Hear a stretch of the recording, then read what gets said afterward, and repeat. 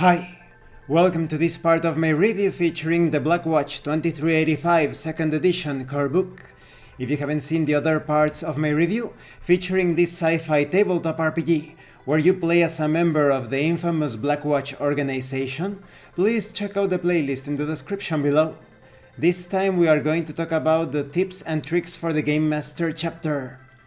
This section has several ideas to aid game masters in running a more successful and enjoyable game. It says here, beginning game masters especially may find the included example of play and sample campaign an excellent starting point for creating their first Blackwatch adventure. When it comes to the example of play, I have some things to say about that. We will wait until the end of this video in order to address those situations. Apart from that, this section is pretty decent. You have details on when and why to use dice. You also have information on non-player characters, how to represent those non-player characters, the details, the background history, the do's and don'ts of non-player characters, not taking away the attention from the player characters. After all, the player characters are the main protagonists. You also have details on how fantasy and realism go hand in hand. You are creating a fictional reality. You have information on providing necessary details during your descriptions as a game master, as well as creating adventures, the scenario, the campaign, handling travel and suspense, conflict and reward. Now, when it comes to the awful game example, there are so many mother may I moments in this example. Mr. Game Master, Am I allowed to? Can I use my... Mr. Game Master, can I employ... Just describe your actions. Just describe them. Attempt something.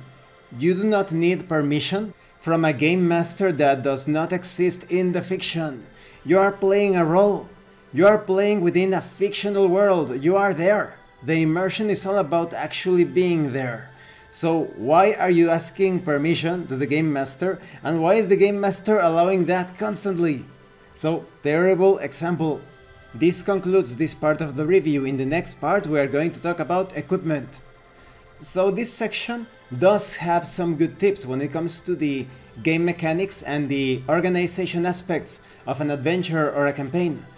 But when it comes to the roleplay example, and that's also important, there isn't any sort of instruction or guidelines on how to actually roleplay in a tabletop role-playing game. So that's pretty lackluster. Thank you for watching this part of the review. Don't forget to leave a like, a comment and subscribe. And thank you so much to those of you that are going the extra mile to support the channel. If anyone else wishes to further support the channel, consider becoming a channel member or using the super thanks button. Or you can take a look at the pinned comment. This has been Abraham El Jaguar, a professional game master. I am currently unavailable for professional sessions, but I will put my contact information in the description and in the pinned comment for when I am available again.